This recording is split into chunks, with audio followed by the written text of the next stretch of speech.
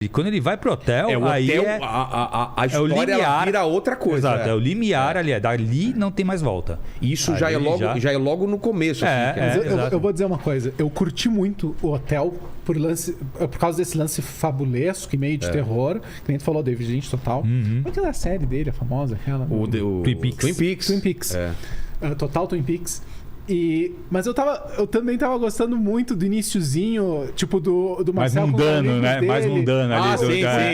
Assim, claro, eu conheço a tua história. Mas é legal que você entra num universo que não é teu, né? Como que são comediantes indo pro show, né? Porque eu tenho, modéstia à parte, bastante experiência com livro e tu consegue entender o texto, o que é um texto que tem uma substância que o cara sabe do que ele tá falando. Sabe? Que não é uma coisa que o cara pesquisou na Wikipedia. Digamos, se eu fosse escrever a vida de um comediante, eu vou botar Wikipedia, comediante, e copiar. Sabe? Uma coisa super rasa. E eu tava lendo e eu sentia o peso daquilo, a verdade daquilo. E é muito gostoso quando... E pequenas coisas, né? O sorteio que tu falou. É uma coisa que acontece. Acontece em grupo. Quem sabe em grupo, porque quando o grupo já se conhece bastante tempo. E tu consegue sentir que aquilo é verossímil, sabe? Que é crível, que é real, porque tu tem essa experiência. Exato. E é aquela velha máxima da escrita, né? Escreva sobre o que você conhece. E pra mim, aquela sensação de estar ali no backstage do Comedy Club, eu achei muito. E eu escrevo muito três coisas que eu conheço, ó. O Marcel é comediante e trabalhou em loja de quadrinho, em loja de É verdade. geek. A menina é desenhista de quadrinho, a Beatriz. É verdade. Desenha de quadrinho. E o Pedra é assassino. Três coisas que eu entendo. Que tu manda muito. Exatamente. Acho que o pessoal tem Tem um compromisso agora, cara. Mas também eu fiz um assassino mais louco possível que não precisasse ser, né? Como que eu vou fazer um assassino? Vou criar um assassino mais louco possível, cara. Não, o Pedra é um personagem que, assim, eu acho que... Foi o que a gente falou, a gente percebe na fala dele que ele é um cara simples. Então, assim, ele não teve educação, ele não teve... Então, assim, ele é um cara simples. Mas tu usa aquela coisa que o Suassuna usa muito, né? É de tu pegar a simplicidade do cara e ele consegue, no pensamento simples dele, na visão de mundo simples dele, explorar filosoficamente a vida de uma maneira única. Por exemplo, ele consegue aqui, expandir, né? Ó, Paquito, dá uma olhada aqui pro pessoal entender, ó, cada capítulo. Isso aqui não é o final, tá? Vai ter ilustração no livro, vai ter outra diagramação, é só para o pessoal entender que tá dividido pelos personagens aqui. Aí, por exemplo, cadê o Pedra aqui? Isso que o Rogério tá mostrando aí na câmera é um protótipo do livro, né? A gente produz até para poder revisar melhor, para ter uma ideia do que vai ser o produto, mas é realmente só uma primeira versão. Apesar de que é legal de ver que o texto já existe, né? Já tá pronto.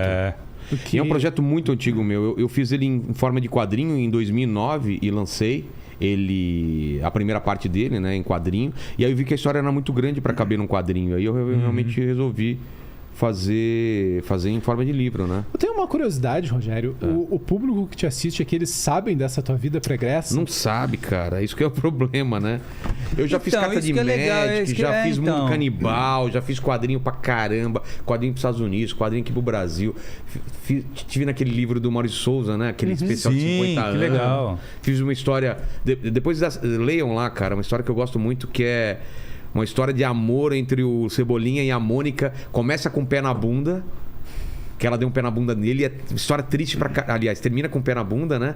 Uma história triste pra caramba. E se você ler de trás pra frente, são eles voltando... Reatando. Ai, que legal. Ela funciona de um lado e de outro é outra história, assim. Que show. Não, então, mas é legal a gente falar realmente isso aí da tua trajetória de criador de Porque eu conheci o Vilela lá nos primórdios do RPG brasileiro, Dragão Brasil. Eu fiz umas capas lá. Sim. Cara, eu já fiz muita coisa mesmo, assim. Essa parte da criação de conteúdo, né? Que a gente falou, tu criou o quadrinho antes de literário. Porque queira ou não queira, assim, o quadrinho ele não deixa de ser... ele também é encarado como literatura, né? A gente tem vários prêmios aí. Eu acho que o preconceito já perdeu, porque antigamente tinha um preconceito. Eu vou te falar uma coisa, assim, agora é opinião pessoal, tá? Eu não acho que quadrinho tinha que ser encarado como literatura. Eu não acho que quadrinho... Também acho que é outra coisa. Então, eu não acho que ele tem que ser... Porque se ele for comparado à literatura, ele vai ser sempre... ele também é literatura. Como se a literatura fosse maior que o quadrinho. E não é. Não é. É outra mídia. Ele outra... não é cinema, Exato, ele não é desenho animado. Ele é quadrinho. É história em quadrinho. E a gente, tem tantos nomes aí, cara, importantes. Alan Moore, Neil Gaiman, Vilela... Mas são caras... Eles são caras que elevaram realmente... Exato. Você vê o Mouse. O Mouse ganhou prêmio pra caralho. E é quadrinho, cara. E tem que ser mesmo, né? E cada mídia tem suas peculiaridades, né? Se tu quer uma história que tem muito movimento, muita ação, o cinema é a melhor mídia. Claro. Agora, se tu quer uma história que entra mais nos personagens, no que eles estão pensando, aí tu tem que ir pro livro, pra literatura. Mas qual é a vantagem do quadrinho, por exemplo? Quadrinho tem uma coisa muito legal que é diferente do cinema. Cinema, o filme tá pronto e você é passivo. O quadrinho tem um quadro, tem outro, e entre um quadro e outro é sua cabeça que faz a passagem de um quadro para outro. Toda passagem de tempo é você que faz. É isso. Porque isso é fantástico. O filme, o audiovisual, ele passou. Se você perder um detalhe, já era. Esquece. Tu vai ter que, a não ser que você tenha a fita e volte, o quadrinho tu pode voltar e ler de novo. E, putz, vê aquele quadrinho específico, você pode ir atrás. Tem essa coisa. Eu não vou lembrar, eu vi uma entrevista de um diretor famoso, eu não vou lembrar agora quem era, mas ele fez essa comparação e ele disse que no cinema ele tem que tomar muito cuidado com o que ele está mostrando, focando na câmera, pro espectador ver aquilo. Ele tem que ter certeza que ele viu. Que ele viu, porque passou. Que ele não tem como voltar, tu pode detalhar mais, tu pode colocar coisas discretas e tu dá aquela sensação pro leitor, que é uma coisa muito foda, quando tá tendo a experiência de ler, que é tu percebeu. É isso. E não é a obra que te Alan Moore é o rei disso, né, Gosto muito de fazer isso. E tem uma coisa que o livro dá pra fazer que o filme não dá. Você pode colocar um personagem que já existe visto anteriormente, mas você descreve de um jeito que você não sabe que é aquele personagem. Sim. E mais pra frente revelar que era o mesmo personagem que você já conhece. Sim. Simplesmente porque ele tá com o cabelo raspado ou tá de outra forma. E outra coisa, o livro, a literatura, né, ela tem essa coisa de você conseguir entrar no personagem. Coisa que a cabeça, né? Exato, que o cinema nunca...